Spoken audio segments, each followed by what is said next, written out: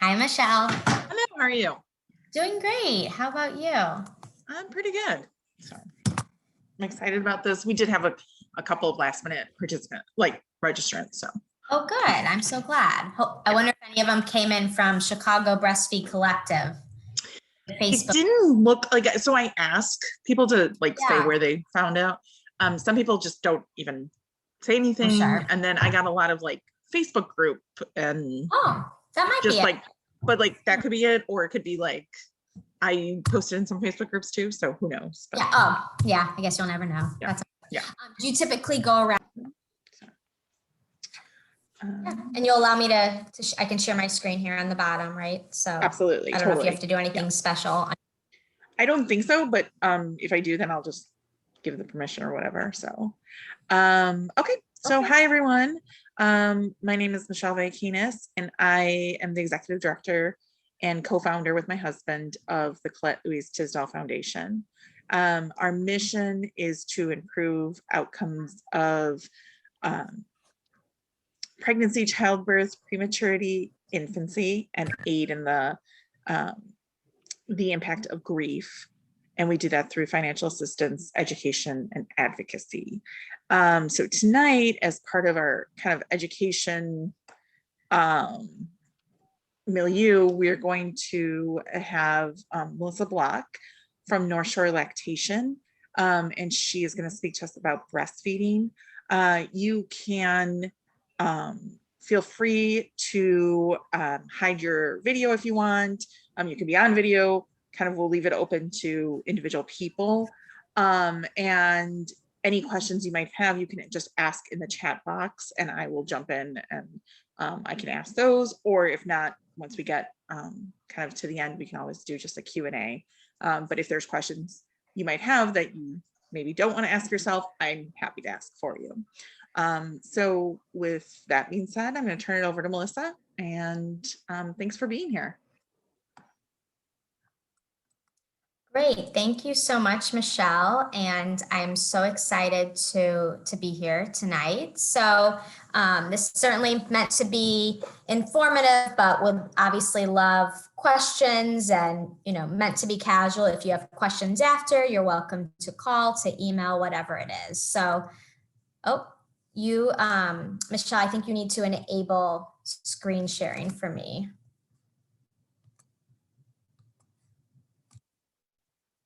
It says, let's see, there we go. Okay. Can everyone see my screen? Maybe give some sort of acknowledgement if you can't. Otherwise, I'll just get on started. Okay, so I'm telling us breastfeeding today. This is really just meant to be a bit of a mix of information and insights that I've personally compiled over my years as a board certified lactation consultant. And it's just more than anything, just interesting tidbits and notes of information that I think people find helpful, or maybe things that they've never heard before as it relates to breastfeeding. And one thing I'll say before I get started, I am very inclusive. And when I say breastfeeding, know that with that, I also mean chest feeding, if someone does not identify with the term breastfeeding. If I say woman or women, that is also interchangeable with breastfeeding parent or parents. However a person identifies, I want them to know that they are included in this presentation. So with that, I'll get started. This is me right here. I'm feeding my baby Cameron. He was my third, and at the time, I believe he was about 4 months. And I had this picture taken, and I absolutely love it because what it shows is just that laid back positioning. And, so often when we think of breastfeeding, it's what we've seen in a magazine, or we've seen bottle feeding portrayed a certain way. But with this position here, this is really what it's all about. It's kind of just that biological moment where baby's on the breastfeeding parent's chest and connected and happy and content and at peace. So I always love that photo. I've had a few rounds of photos taken with my third nursling, so I like to include those in this presentation. So you'll see some of that as well. Let's see here. Okay. So here I am too, with the same baby Cameron. He was 2 at the time, and I knew that he was about to be at the end of his journey, so I captured it one more time. So like Michelle said, I'm an international board certified lactation consultant. I'm also the vice president of the Northern Illinois Lactation Consultant Association. I've been a Breastfeeding USA counselor for about 6 years now, and that's just been a volunteer role for me, one that I've thoroughly enjoyed. Up until COVID, we were having meetings about once a month, once every other month, just bringing people together to talk about breastfeeding, chest feeding, pumping, parenting in general. We would help hold those at the Deerfield Library. So I hope someday we can get back to that. I did have some meetings that I ran online for a certain amount of time, but those have fizzled as well, just as people find other things that they want to do with their time, which is okay. So I used to be a sales and marketing professional. I did that for about 8 years after college. And when I started having my children, I really found my calling. It became my passion, one that I never knew I would have or be interested in. And I kind of just found myself always helping my family members, my friends, those around me. And I wanted to be that level of support where I thought there was a miss. I thought that there was a lack of support in our culture. You know, we don't live in that village anymore. And to me, that meant everything, is just being there for people and a supportive ear. And it's not meant to say it has to be this way or that way, but just someone to listen. And I like to present that when I'm working with breastfeeding parents. I like to just let them know, I'm here to support you. I'm here in whatever role you need. Here's my plan for you. But if it doesn't work, that's okay too. So you can see my 3 children and my husband there on the right. I collectively breastfed for 6 years. At one point, I was breastfeeding my daughter, that's Rachel, when I was pregnant with Cameron. And I was all prepared to feed them both at the same time, but Rachel weaned about 1 week before Cameron was born. So never really got that full tandem feeding experience, but that's sure okay. So that's my family. We took some of those pictures this fall, COVID safe way. So let's move on here. Okay, so what do lactation consultants do? So we do quite a bit. Prenatal visits to discuss breastfeeding, chest feeding goals, best practices, hearing about a parent's story about their pregnancy or prior breastfeeding or chest feeding experience. And again, just understanding where are they coming from and what can we do to be a level of support. Most of what I do is actually in-home consultations after baby's been born or babies. And it's in that moment that we lactation consultants really shine. So we're taking a full health history of not only baby, but also the chest feeding, breastfeeding parents. So it's treating that dyad, that team of mother and baby, and really understanding how are things going? How's mom feeling? How's the baby feeling? How's weight gain? How's diaper output? What's happening at home? Is everyone doing okay? And just being, again, a level of support. And especially now, a lot of times a lactation consultant might be the only person coming into a new parent's home. And so I don't take that position lightly. I know that that's an honor for me to be able to do that and to provide that value. And I try to project that again when I'm seeing people in their home, especially during these times. So like I said, it's the only profession that we're treating both the breastfeeding person, the parent, and the baby. So that means we're a member of a team with the OB or midwife, with the parent, and also with the pediatrician and any other players. So again, viewing that role very seriously and taking a lot of responsibility for that. One of the most important things we do is just follow up, checking back in. How are you doing? How's everything going? And being there for whatever need, whatever the question is. Is it sleep? Is it solids? Is it they're starting to walk, speech, whatever it may be, and just being able to, again, be a level of support. And then during COVID, it's been a lot of virtual telehealth as well. Okay, so a lot of what I'll say, it will speak about breastfeeding, but know that I always find this information interesting. It's not meant to be judgmental or shaming formula. That is absolutely not where I'm coming from. It's just to give an understanding and an explanation of what is breastfeeding? How does it actually work from a scientific perspective? I always think that there's something to learn there. So obvious health advantages for baby, it's nutrition. It is the biological norm. Less risk of ear infections, diarrhea, SIDS, allergies, diabetes, and just ensuring that that immune system's enhanced. Certainly, breastfeeding parents also get their share of health advantages. There's less risk of cancers, diabetes, metabolic syndrome, and whatnot. The list goes on and on.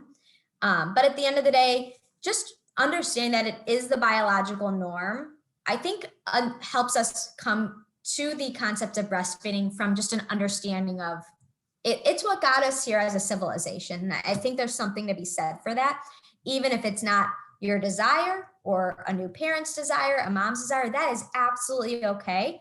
But, you know, again, having that respect for this is how we got here. This is what will allow our civilization to continue into the future. So I love just understanding it a little bit from that angle.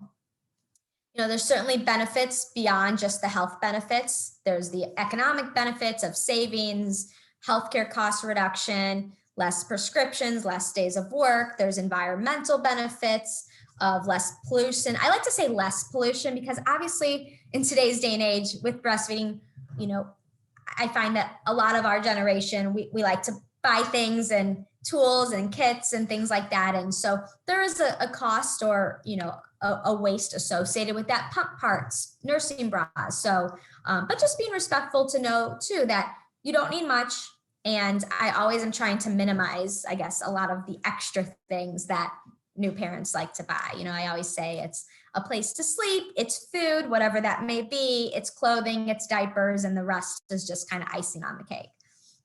And then psychological benefits, less risk of postpartum depression, increased parental mood, less response to stressors, I think is really important because there's a lot of stress, you know, again, especially during the time of COVID that can happen in a new parent's life. So whenever possible to, again, just understanding those benefits can help motivate a breastfeeding parent to kind of continue on to the next day.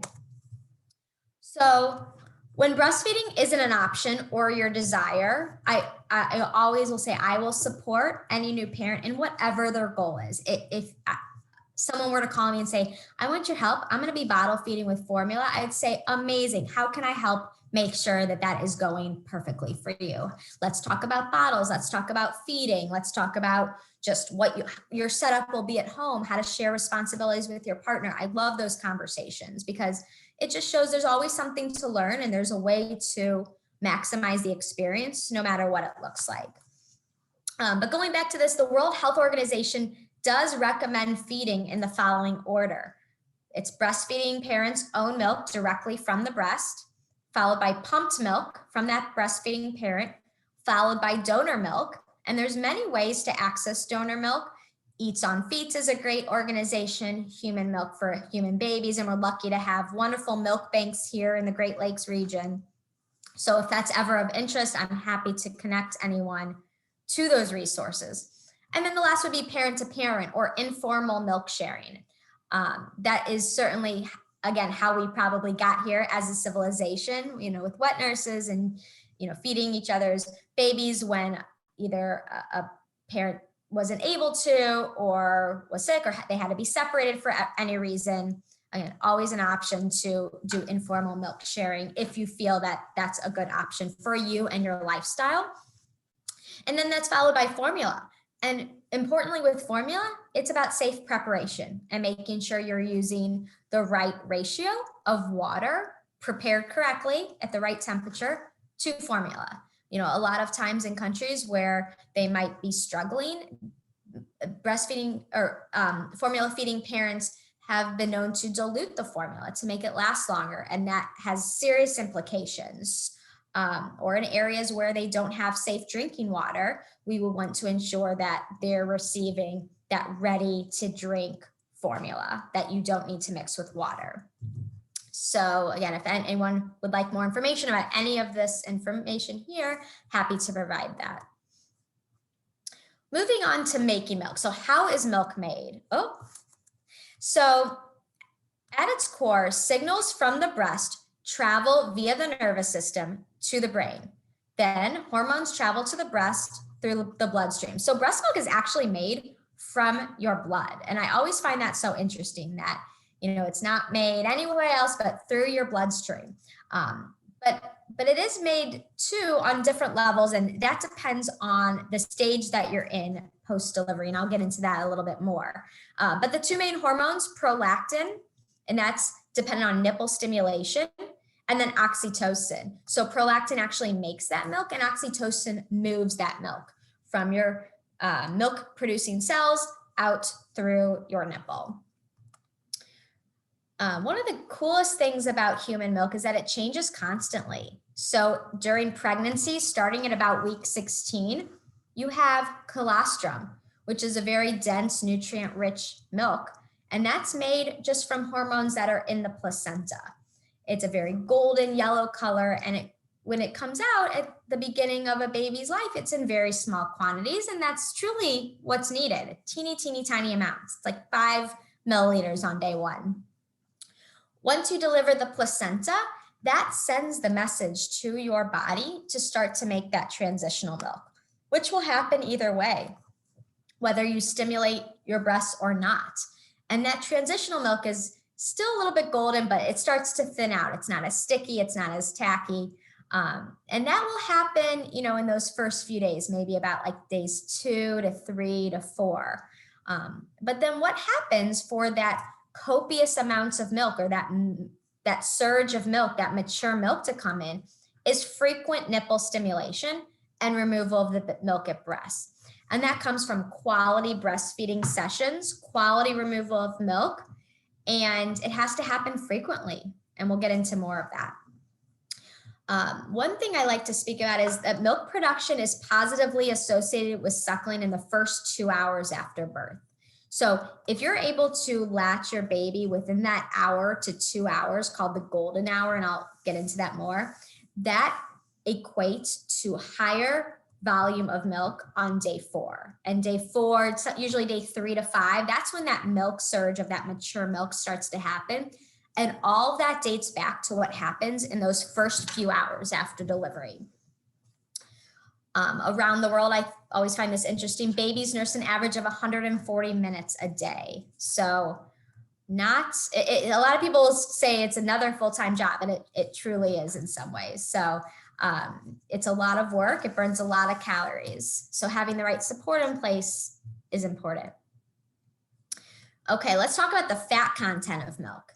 So with breast milk, the makeup of it changes throughout the days. It depends what you've eaten. It depends what kind of stress you've been on. If you've gone too long, your milk might have a different makeup if you have been removing milk more frequently.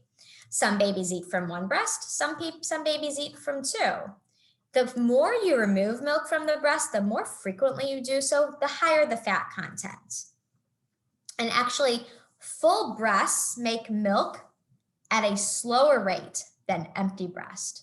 So removing milk frequently, 8 to 12 times a day, is what drives that milk production up.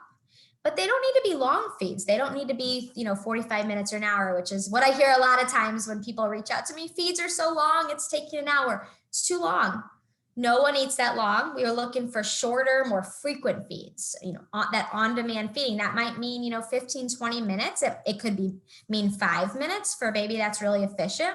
And one of my favorite things to do is just educating new parents on what a quality feed looks like and how to maximize efficiency so that, get through that feed and then rest and then eat your lunch and eat your breakfast and take care of yourself, take a shower. So I like to give breastfeeding parents time back in their day by talking about what does a quality feed look like and just making sure that it's not too long. Okay, so the breastfed baby can regulate his fat intake quickly. And, part of this is actually hidden here. And I like to practice baby-led feeding. So continuing to feed your baby on demand, watching for those early feeding cues, and just being responsive. So I'm not positive I have a slide on it in here, so I'll just talk about it quickly. How do we know that a baby wants to eat? Crying is truly a late sign of hunger. So when we talk about feeding a baby, it's watching for those early feeding cues. It's them opening their eyes, hands to mouth, turning their head, stretching, rooting. So if you brush a baby's face, they'll turn towards. Those are all really good signs that the baby might want to eat. If they're crying, it's typically they're either overtired or it's a late sign of hunger. So in that case, always best to calm baby first, either by swaddling, if you want, if that's what you're doing, or having them suck on your finger, pad side up, trying to pick them up, and patting their back a little bit. You can wear your baby, just trying to calm them. Okay, so some milk supply myths. A lot of people say, my breasts are really small. I don't think I can make enough milk. That couldn't be further from the truth. It's less about the size of your breasts, more about the glandular tissue or the fat tissue and how many ducts, milk producing ducts you have in your breasts. A lot of that actually proliferates during pregnancy.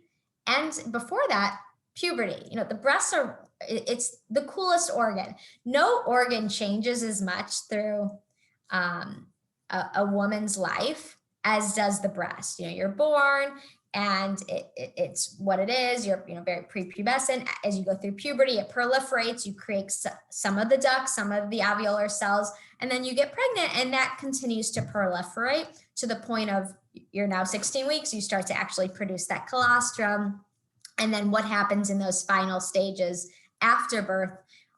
It's really an incredible process. And then if you go on to have subsequent children, you actually create more ducts with each additional pregnancy. So a lot of times parents will report, I actually have more milk with my, second, third, whatever child it may be than I did with my first. So, don't fret based on breast size. The next myth is they're not getting enough fluid. So we really educate on just drinking to thirst. You should stay hydrated. That's certainly a best practice. But it's not a situation where you have to overdrink or drink too much. Drinking too much can actually have a negative effect. And then a lot of people say, I'm not eating the right foods. I need to eat more of this, more of that, less of this, less of that. And it's really not about what you eat, although it is important to have the nutrients. You need 500 extra calories when you're breastfeeding versus your pregnancy state. That's how much energy it takes to actually make milk. But important to remember is that people have breastfed in conditions we cannot even imagine. In situations where food was not readily available, conditions were not adequate, they either weren't sleeping enough, they were under high stress, there wasn't enough food. And at the end of the day, you'll continue to make milk as long as the demand is there. So again, going back to that supply and demand, the more requests you put in by nursing, the more you make. But at the end of the day, it's just going to be at that breastfeeding parent's expense. So it'll burn fat from the parents and nutrients from the parents, whereas we want to make sure we're getting enough calories to kind of offset that. And one interesting point is that prolactin in the blood increases in tough times. So actually, it stimulates your body to make more milk when times are tough, which I love. Okay, so how to assure an adequate milk supply? So that's always one of the first questions. I just want to make sure I have enough milk, gotta have enough milk, that and Latch, and we'll talk about that too, but gotta have enough milk. I don't think I have enough milk. So there are very few reasons that you wouldn't have enough milk, and those are typically addressed on absolutely a case-by-case situation. But for most healthy, normal pregnancies, adequate and early initiation of breastfeeding 8 to 12 times a day is enough to stimulate your supply to have the right level. And how do we assess that? We do it a few ways. The first would be monitoring diaper output, because in the beginning, intake is teeny tiny. You can see down here, I said on day 1, 5 to 7 milliliters. That's 1 to 1.4 teaspoons per feed. That is a small amount. That's an amount that's very hard to analyze. We can do so with a pediatric scale, which I always do at my consults. But in the absence of that, during those first few days, we're watching diaper output. We're watching the color of the stool. We're watching the frequency of the urine, and that's what we go off of. On day 1, it's that meconium, that very dark color stool. It starts to change to a little bit gray, eventually green, ultimately that yellow, orange, seedy. And for pee, it's pretty straightforward. For every day old they are for the beginning, that's how many diapers we're looking for. So on day 1 of life, we want at least 1 wet diaper. On day 2, it's 2, and we're counting that obviously from the time they were born. So it gets a little bit tricky as to what day it is. Sometimes, they were born at 1 a.m. So it's not till the following 1 a.m. that would start day 2.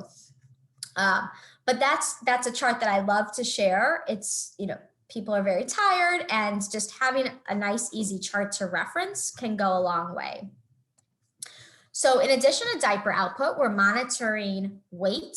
So it's normal for babies when they're born to lose up to about 10% of their body weight. A lot of times when you get extra fluids, or fluids of any sort for that matter, during your delivery, that can almost overstate the weight loss. So lactation consultants love to say, we'd love if you would weigh the baby on day 2, because that's some of that water weight, those extra fluids have worked their way out. But in the absence of that, what do?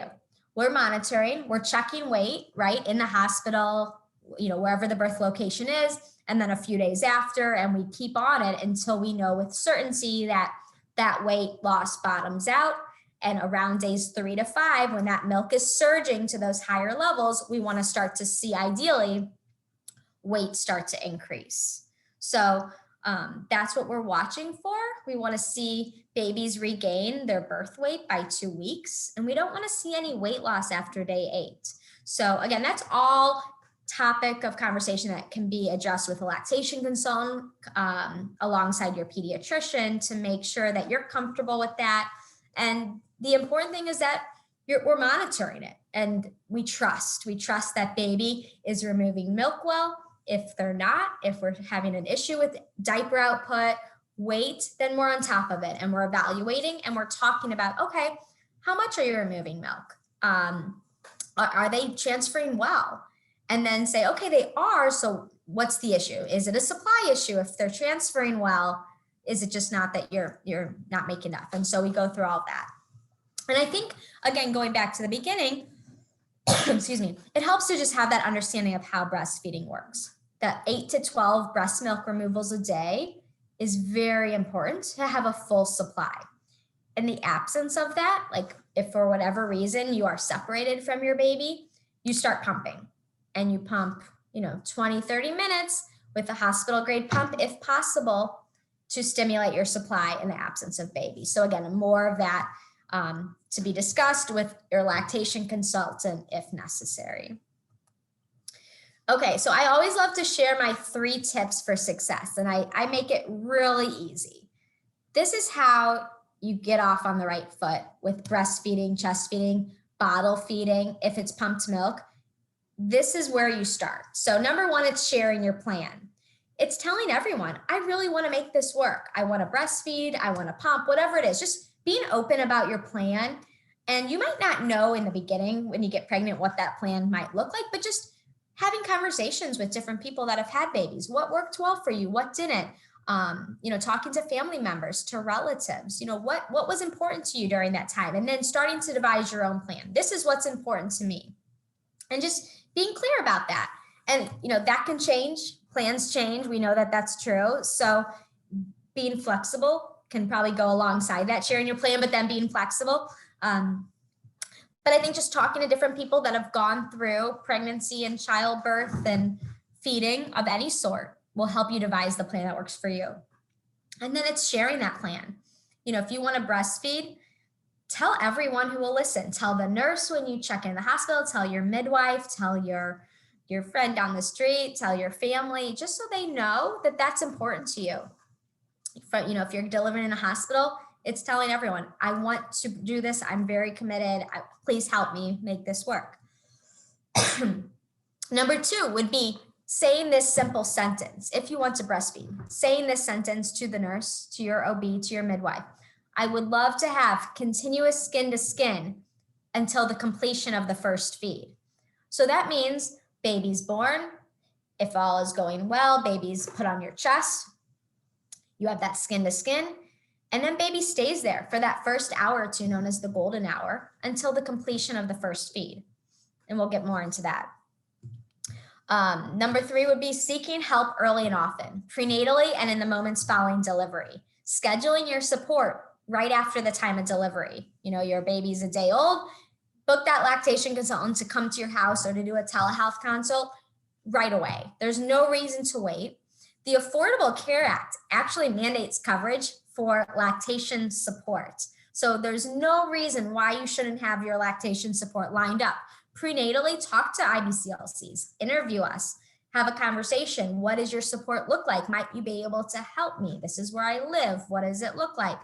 And just having that plan. I always have parents ready to book within the day after delivery so that they know when they're home, I'm arriving. And that's always, I've heard, a sense of comfort for them to be able to iron out a lot of issues, if there are any, right from the start. Okay, so here's the golden hour, and this is one of my favorite things. So healthy infants should be placed immediately on the breastfeeding parent's abdomen or chest when they're born and remain in direct skin-to-skin contact until the completion of the first feeding. The nurse can perform the first physical assessment while the baby remains on the breastfeeding parent's chest, minus the weight, of course, and the length. Usually that will be reserved for after. Although I do say weighing here, but sometimes they will weigh. They'll put them in that cloth and weigh them on your chest and give them right back to you. But, you know, a lot of this can be delayed, right? Baby should remain with the breastfeeding parent throughout the recovery period. And during this time, the newborn will go through 9 distinctive steps in a specific order. And I actually have a video. Let's see if we can play it. Can you all hear it? Let me know if you can't. They know how to do this. I was amazed. Yeah.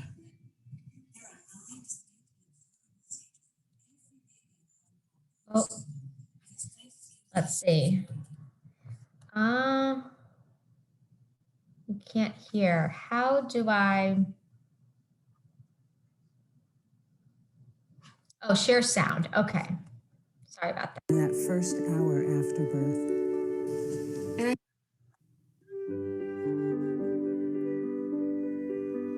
They know how to do this, and I was amazed. He was making his own way. Yeah. There are 9 distinct and observable stages that every baby around the world goes through if it's placed skin to skin with its mother during that first hour after birth. And I think it just shows how natural it is. That's what our babies are meant to do.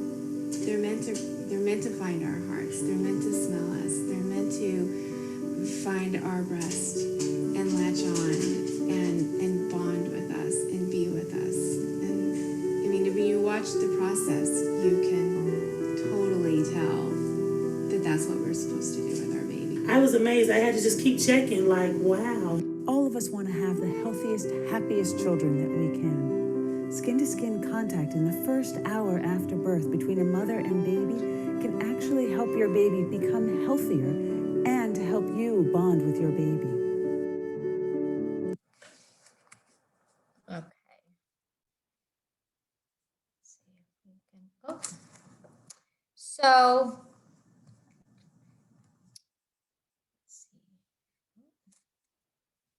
Not totally sure how to get that back, but I think this will work. Okay, so we saw the video on the golden hour, which I love. And the 9 steps they go through are the birth cry. Usually that's while baby's being put on your chest. Relaxation, they rest a little bit. Awakening, activity, they rest again.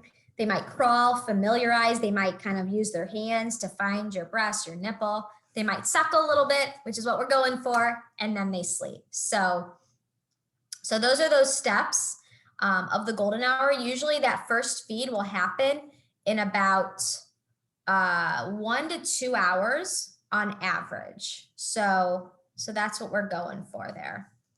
Okay, let me know if you can't see anything. Hopefully it's still working well here. Okay, so positions, always get a lot of questions about positions. What's the best position? The best position is one that's comfortable for you and for your baby. I always try to educate on a skin to skin, laid back position, but that might not always work. A lot of people know it as cross cradle, or just kind of baby against your chest, supporting their neck, holding your breast with the same side hand, and just understanding that head, neck, shoulders, and hips really need to be aligned for a baby to eat well. A lot of times that's almost the simplest way to ensure baby's doing well, is are their head, neck, shoulders aligned? Because you would never eat turning your head to the side. You always want to look forward when you swallow. It's a lot easier that way. So some of these positions here in the middle are some of those examples of laid back breastfeeding. So this can be a little bit of on top left here, like a modified koala hold, some of that cross cradle, support at the side, which is great if you've had a C-section, over the shoulder. I love sideline. That's one of my personal favorites. It's so comfortable for the breastfeeding parent and also for the baby, as long as you're following those I believe there's 7 safe sleep recommendations that, no blankets, no pillow near the baby, no swaddling in the bed. You would not want to do that on a couch. So important to make sure that it's safe, but it gives you kind of that similar feel of a laid back position where you can feel each other's skin, but it's also nice to be able to rest. A lot of times moms are recovering, and that is a very comforting place. And then baby wearing. So, even more so for subsequent children, a lot of times you have a toddler running around, nice to be able to latch hands free. And I teach a lot of that with the people that I work with. Latch. So latch is also a very big topic of conversation. Baby didn't latch, baby didn't latch, baby did latch, but it hurts. So where do you start? Protecting that skin to skin, that's going to get baby in the mood. Then it's about alignment. So we talked a little bit about that. Head, neck, shoulders, and hips align. Baby's then really comfortable. If baby's in kind of a squirmed position, maybe a C shape with their head to the side, probably not going to latch well. And at the end of the day, it's where are you putting your nipple and how are you latching baby? And that's probably one of the most important things that I teach. So the flipple is what I usually help new parents with. And it's all about touching your nipple to a baby's nose or a baby's top lip, letting them feel that physical touch is their cue to open their mouth wide, often leaning their head back. That's a gape, we call that. And then deeply latching baby and trying to flip their top lip up if you can. That's kind of the icing on the cake. So let's watch a quick video on this.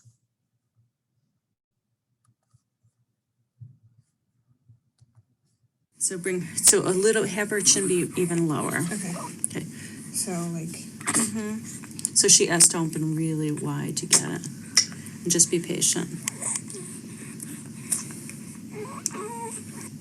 And if she opens her mouth, say, good job.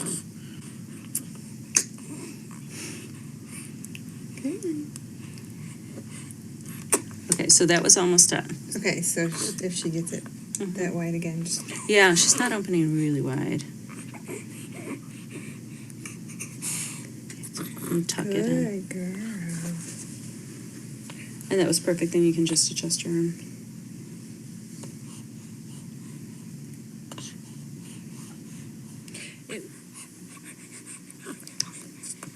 Yeah, that was more slurpy.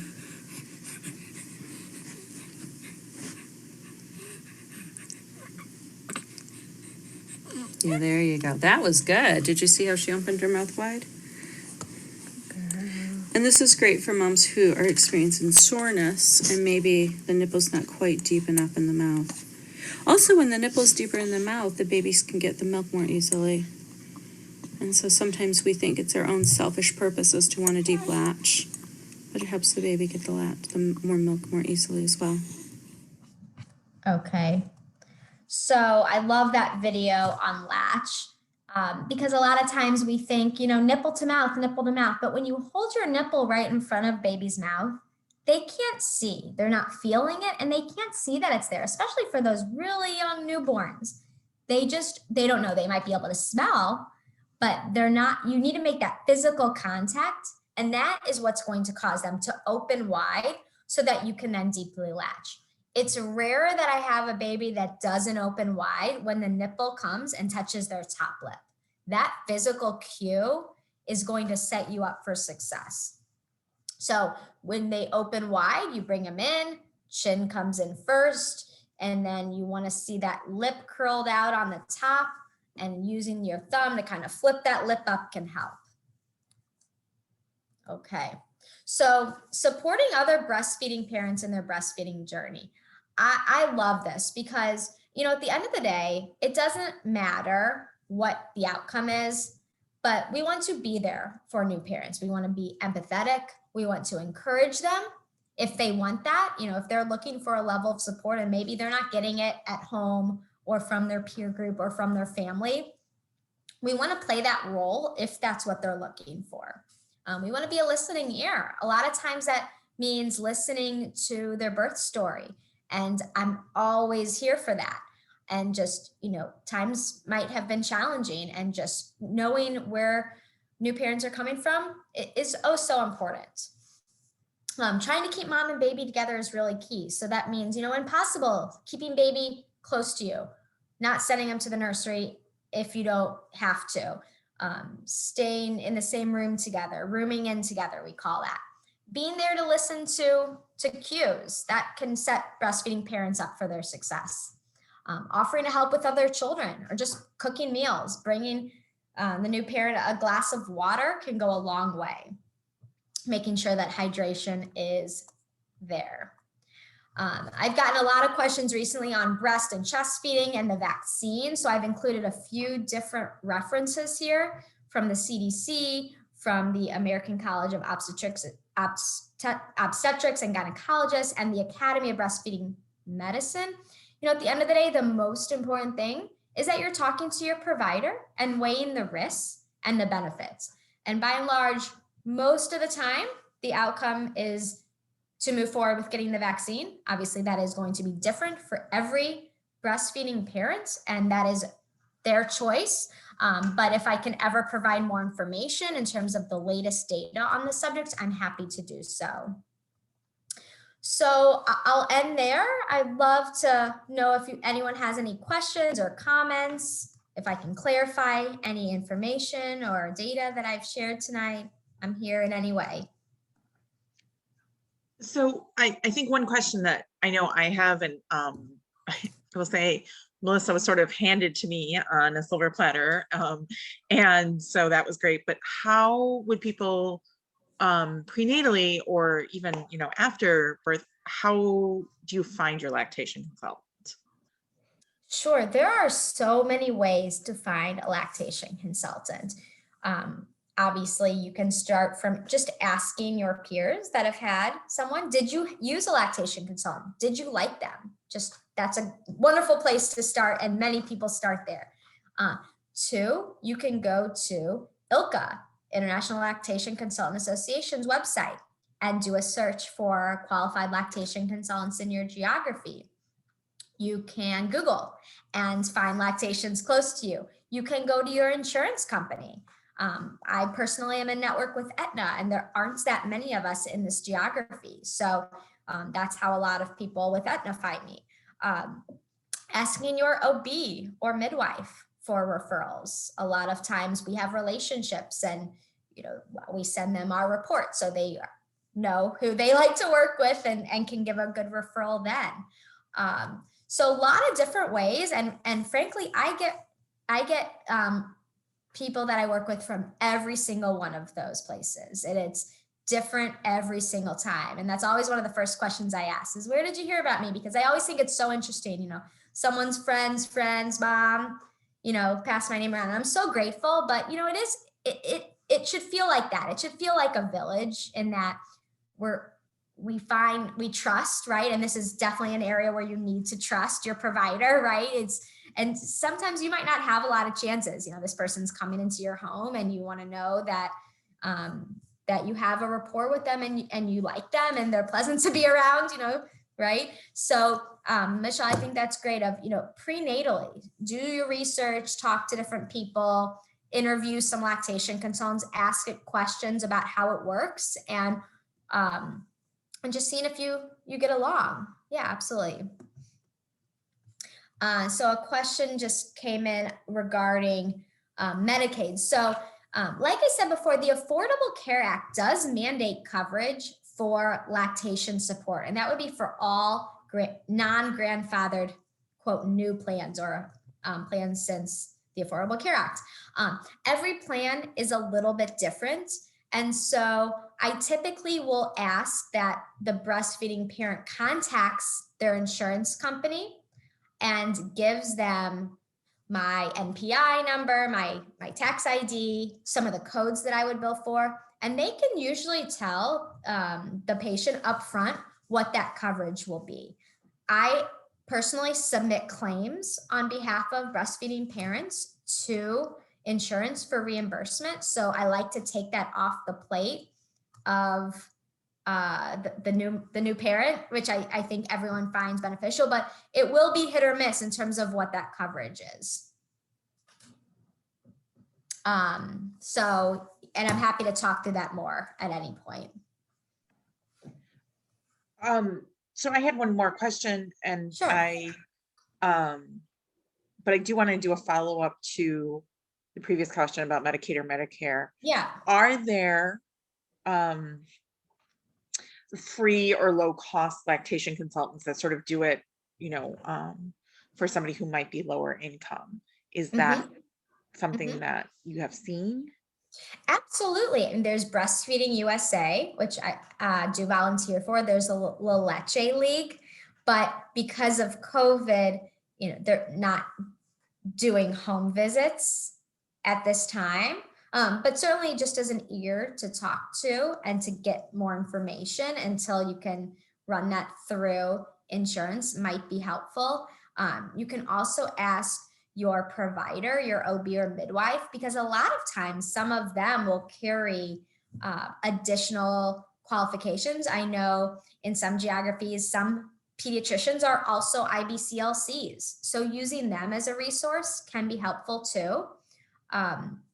Some pediatricians will have lactation support on staff, you know, so I think it's about, you know, finding what geography you live in and then making a few calls to your provider, to your baby's provider, and finding the local Latch League or Breastfeeding USA chapter can certainly be a source of support. And I'm happy to help in any way in terms of helping people find those resources.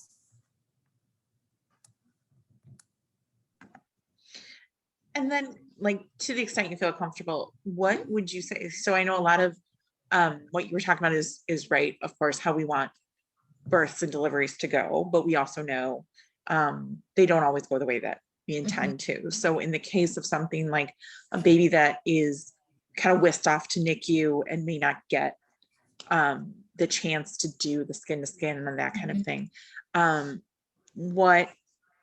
what kind of things would you say to those parents who are still wanting to breastfeed and still wanting to provide milk, but aren't going to do it in kind of the conventional method? That's a great question. I'm glad you asked that. So the best advice that I give in that scenario is, regardless of what you think you might want to do or what you feel like doing right now, start pumping, because that's something that you can control. Starting to pump within an hour of birth sets you up for the most milk possible 2 weeks in, versus if you were to delay 6 hours, it can be significantly less. So at the end of the day, if the mother and baby are separated, pumping right away puts you in a place where you can control that. And at the beginning, it will be drops. It will be drops of colostrum. But then finding your support, finding that team that will encourage you, whether that's a nurse, whether that's a pediatrician, an OB, a friend, a family friend, whoever, your spouse, your partner, that's the place to be, you know, getting that encouragement for those few drops. Because, you know, if it is a scenario where there's a medically complex scenario, being able to provide mother's own milk or, you know, donor milk to that point, gives the baby the best chance to proceed through that as fast as possible, with the most ideal outcome. And then, again, it's finding resources like you've created, Michelle, and just knowing that it's okay to not have all the answers and to change your plan. But if you think that you might want to breastfeed or give your baby pumped milk, starting to pump in that first hour will allow you to be set up for success. And obviously you can change your plan at any time, and that's more than okay. But that's something that you can control. And if you're in a hospital, you can ask for that hospital grade pump, and that will allow you to maximize your efforts. And then calling an IBCLC. A lot of hospitals will have them on staff, but you can do a quick Google search in your geography and find one. And a lot of them have hours all throughout the day. I know a lot of times I'm working early morning, late at night. I work on weekends. So it's just getting access to that support can go a long way. And if they can't help you, they'll find someone who can.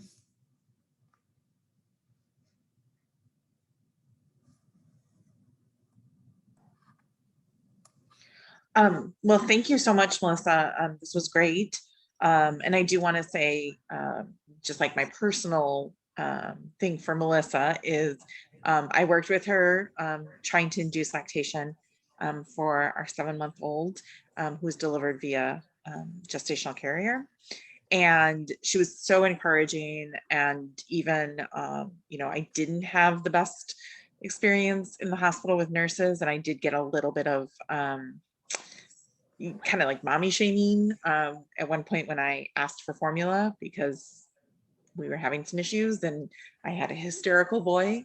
And I didn't get any of that from Melissa. So I do think that, when able to work with somebody who's really just going to hold you in that. And then even when I finally ultimately decided it just was not going to work for me and for us, she was so encouraging and so great about it. And I think that that's so helpful because there's so much pressure on breastfeeding, and,